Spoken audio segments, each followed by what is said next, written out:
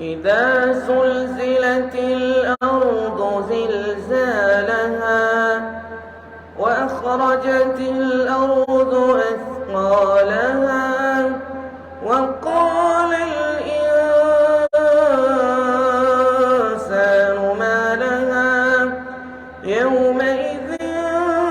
تحدث أخبارها بأن ربك أوحى لها يومئذ يصدر الناس أشتاتا ليروا أعمالهم فمن يعمل مثقال ذرة خيرا يره ومن يعمل مثقال ذرة